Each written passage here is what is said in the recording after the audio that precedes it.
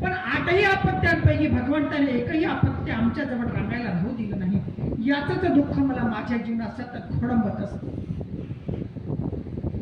म्हणून माझा जीव सतत खंत करत असतो की भगवंताची एवढी भक्ती केली, वडिलोपार्जित भक्ती आमच्या जीवनात आमच्या घराण्यात चालत आहे, आणि तरी सुद्धा भगवंताने मला एकही पुत्र माझ्या कुशीत राहू देऊ नये.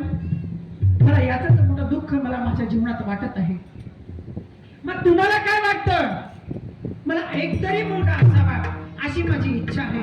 म्हणजे चला मला घेऊन चला. म्हणजे कुठे?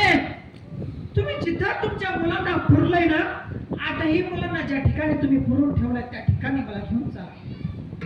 आणि कुठं पुरलंय? गावाच्या बाहेर कारोबाचं मंदिर आहे, त्या मंदिराच्या मागच्या साईडला त्या गोर मध्ये मी आठही मुलांना जप्त केलंय. म्हणजे तिथं त्यांना विसावा दिलाय. तर आता त्या ठिकाणी ते ब्राह्मण बुवा हे दोघं पती पत्नी त्या ठिकाणी गेले आणि आता काय म्हटले तर कोराती गोर कोरायला लागले.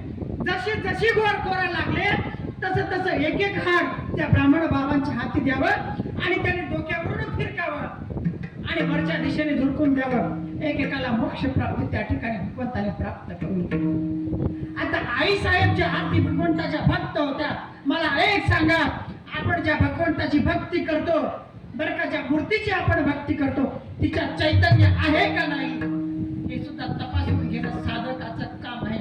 आणि ज्या साधकाला, ज्या शिष्याला, ज्या वारकऱ्याला भगवंत मंदिरात आहे का नाही ही जर जाणीव त्याला होत नाही तर नामाचे विनमुखात होणारा पापिया हरी विन धावयांना पावे कोणी आहे का नाही बाबा.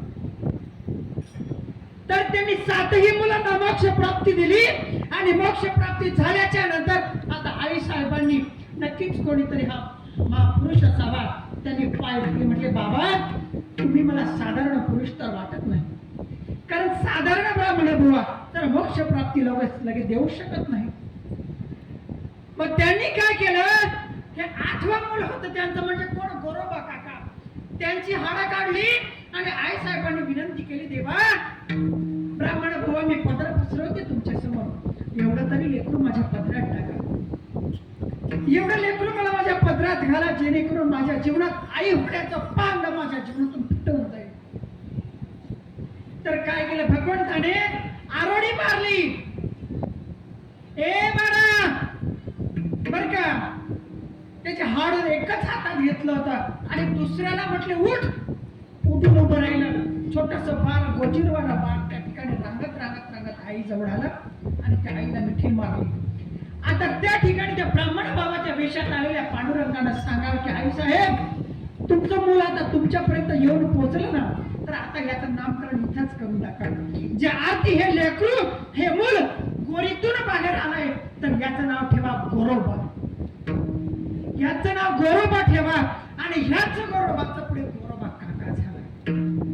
सकल संतांची मांदी आडी, सकल संतांना तपासायचं काम कोणाकडे तर गोरोबा काकांकडे. दिवसा मागून दिवस गेले, गोरोबा काकांच्या लग्नाचा प्रसंग आला. संती नावाची पत्नी त्यांच्या जीवनात त्यांना प्राप्त झाली. आता मला सांगा, माणूस जर संत असला तर त्याच्या जीवनात संती यायलाच पाहिजे. माणूस कंडक्टर असला तर त्याच्या जीवनात त्याच्या बाईला न सांगता पदी ते कंडक्टर येईल पाहिजे. माणूस जर मास्टर असला तर जरी ती माणूस शाळेत जात नसली तरी तिला घरी बसल्या बसल्या पदी. कोणाच्या घरी जायचंय? मास्तरीन बाईच्या घरी पाठी वाटत. बर का, आहे का नाही? सवालच नाही. विठ्ठल विठ्ठल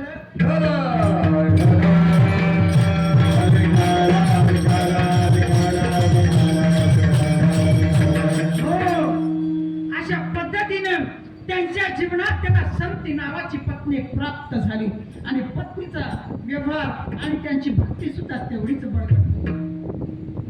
भक्ती करत असताना त्यांच्याही जीवनात त्यांना एक पुत्र रत्नाचा लाभ झाला. त्याचं नाव होतं मकरेंद्र. मकरेंद्र नाही बरं का, मकरेंद्र हे त्याचं नाव होतं त्यांच्या मुलाचं. जो बाळ पायाच्या खाली तुडवला गेला त्याचं नाव मकरेंद्र होतं बर का. मकरेंद्र दिसा मासानं गुडघ्यावर चालू लागला आणि एक दिवस अशी काही गोष्ट घडली. आई साहेब पाण्याला निघाल्या आणि काकाश्री चिखल तुडवत होते. चिखल तुडवत असताना आई साहेबांना सांगून गेल्या की मी पाण्याला चाललीये, माझ्या लेकराची जबाबदारी आता तुमच्यावर आहे, जोपर्यंत मी येत नाही तोपर्यंत माझं लेकरू मला सुरक्षित पाहिजे. अधिकार तैसा दाबी याला मार्ग. बर का, आता सुरक्षित लेकरू म्हटल्यावर काकांना समाधी चढली. कशाची समाधी चढली? हरी नामाची समाधी चढली त्यांना. एवढे काका घडून गेले आणि ते आपल्या बापाचं नाचणं बघत त्या लेकराला कसे कौतुकपण वाटू लागलं. हसत हसत हसत हसत ते लेकरू दारातून तिथपर्यंत येऊन पोचलं आणि ते मातीकडे जवळ येऊन पोचले. चिखल तुडवत असताना काकांच्या पायाखाली ते लेकरू कधी मरण पावलं हे काकांना सुद्धा समजलं नाही. श्वास अवरुद्ध झाला, रक्त बाहेर पडू लागलं आणि रक्त बाहेर पडत असताना काही क्षणातच त्या लेकराचा मृत्यू झाला. त्या ठिकाणी मृत्यू झाला आणि त्याच्यानंतर आई साहेब आल्या आणि म्हणतात काय, हो मालक माझं पोरग कुठे आहे? हो तुम्हाला मगाशी प्रसंग सांगितला, लेकरू दिसलं नाही, खाली बघितलं रक्त दिसतंय, या व्यतिरिक्त दुसरा दुःख कुठलंच नाही. आणि आई साहेबांनी श्राप दिला, मला हात लावू नका, तुम्हाला पांडुरंगाची आण आहे. आणि आता हात लावला नाही तर प्रपंचाचा विषयच कुठे येतो. आणि ज्या आरती हे मुलं मरून गेलं, वार्तालापाचा ज्या आरती संबंध येत नाही तर मुलगा येणारच कुठे. तर आता सहजासहजी आता त्या म्हणायला लागल्या, देवा मालक माझ्याकडून गलती झाली, मला माफ करा. हो माझ्या अंतकरणाला पुन्हा पुन्हा पाजारा फुटतो, मला एक लेकरू हवंय.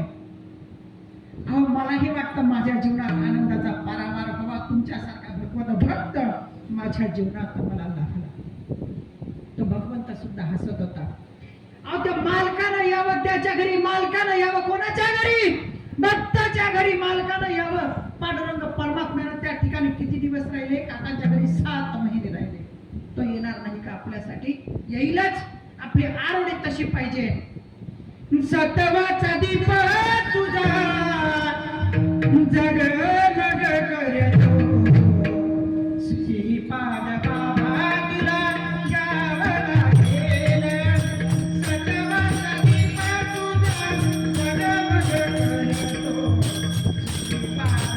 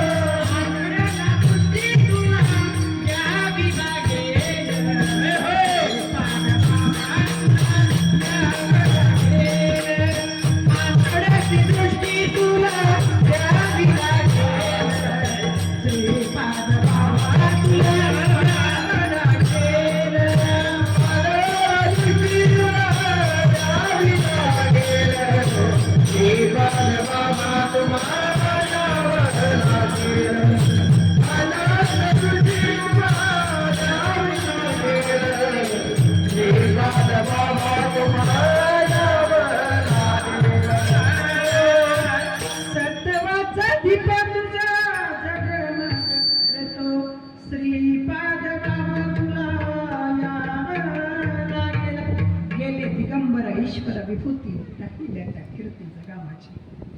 बाबांनी एवढं प्रेम दिलंय तुम्हाला आणि मला, आणि पक्क्या गुरुचा शिष्य करून सोडलाय. हो जीव वाढून टाकावा वाटतोय असा गुरु मी केला. काय केलं? माझा गुरु किती बळकट आहे. जीव वाढून टाकावा वाटतोय असा गुरु मी केला. भगवतार माझा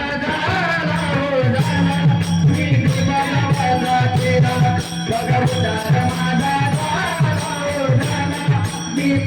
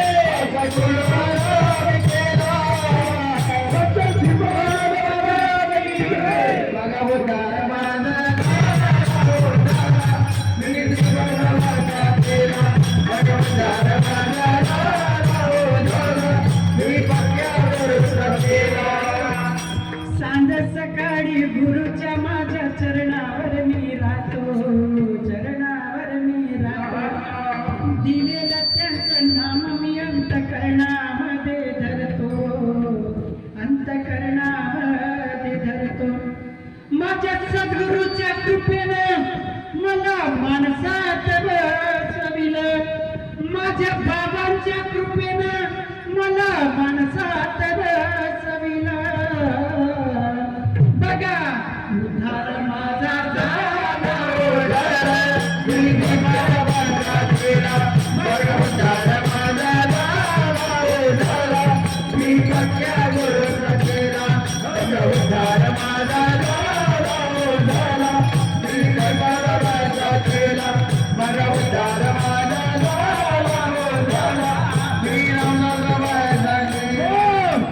जेव्हापासून पक्का गुरु माझ्या जीवनात लाभलाय, माझी अवस्था कशी झाली. ऋणो जुनो रे भ्रमरा, साडी तू अवगुणो रे भ्रमरा. ऋणो जुनो रे भ्रमरा, साडी तू अवगुणो रे भ्रमरा. भ्रमरा भ्रमरा ऋणो जुनो हा ऋणो जुनो रे भ्रमरा. साडी तू अवगुणो रे भ्रमरा, साडी तू अवगुणो रे भ्रमरा, साडी तू अवगुणो रे भ्रमरा. अवगुण सांगला आणि माझ्या सद्गुरूनं काय केलं? सद्गुरूंनी काय केलं? अजून माझी चादर झाली दुनिया रे, दुनिया माझी चादर झाली दुनिया रे, दुनिया. ती कुणी धुतली सद्गुरू बाबांच्या कृपेनं, संत श्रीपाद बाबांच्या कृपेनं, कोणाच्या मार्गदर्शनानं.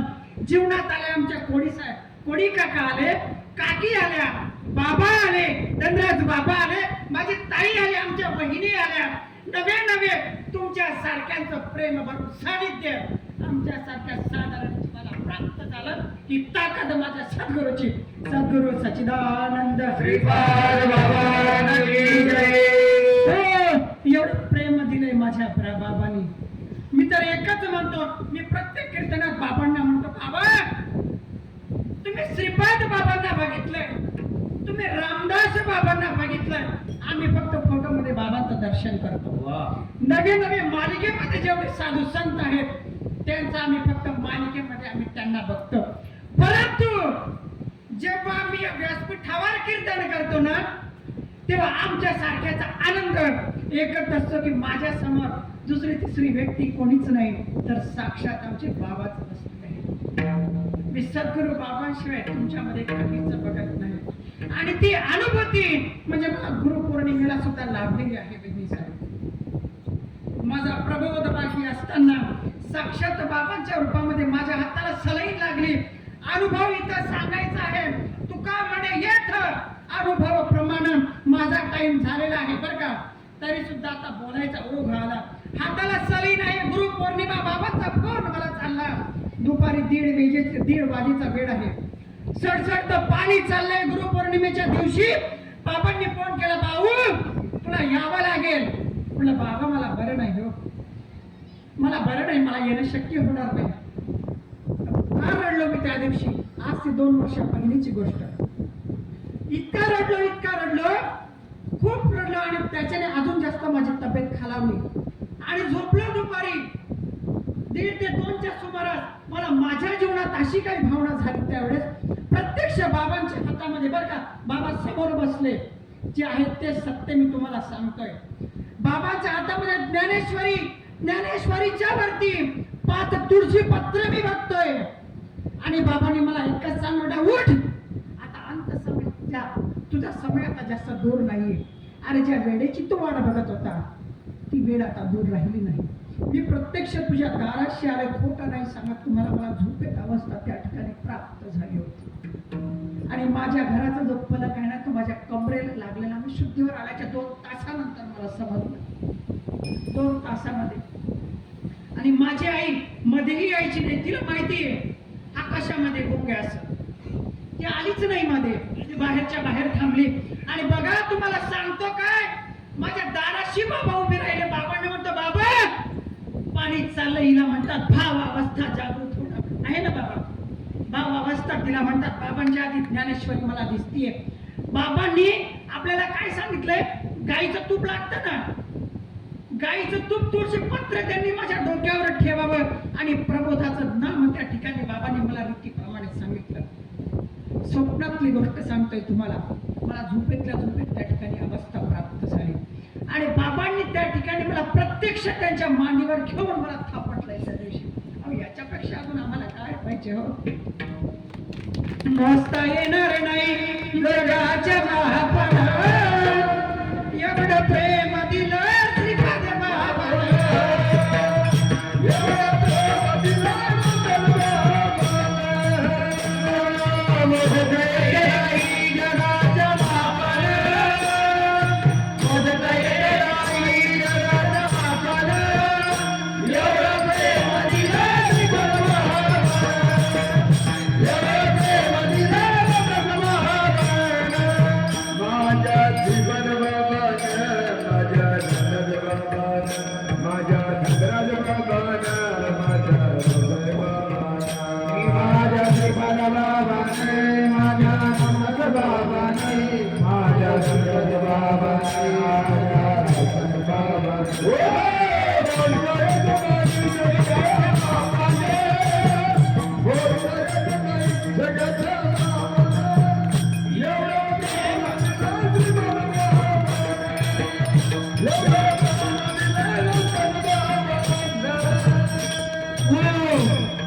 सद्गुरु नाही की पूर्ण कृपा केली निज वस्ती दाखविले माझे मज. अहो आपण रात्रंदिवस जर त्याच्या ध्यानाला आपण लागून गेली ना तर त्याला सुद्धा आपल्या घरी यावंच लागतं. मी दुसऱ्याची गोष्ट सांगत नाही.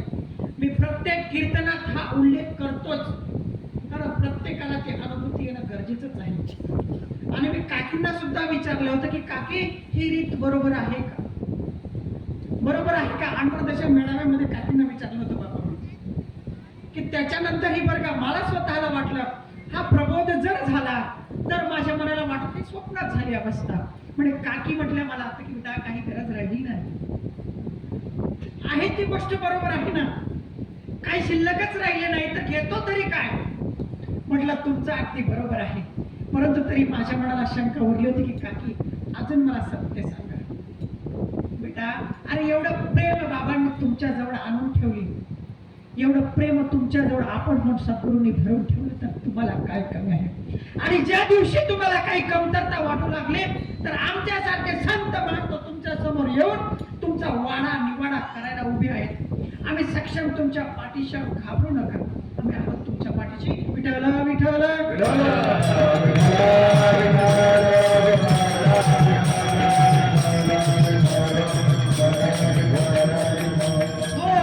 काकांचा भाग चालला तो ओघामध्ये ओघ विषय कुठल्या कुठं चालला जातो. आईसाहेबांचा पुत्र गेल्याच्या नंतर त्यांना परत पुत्राची अपेक्षा प्राप्त झाली आणि झाल्याच्या नंतर त्यांना असं वाटलं संती नावाची त्यांची बाई त्यांच्याशी काकांचं लग्न झालं.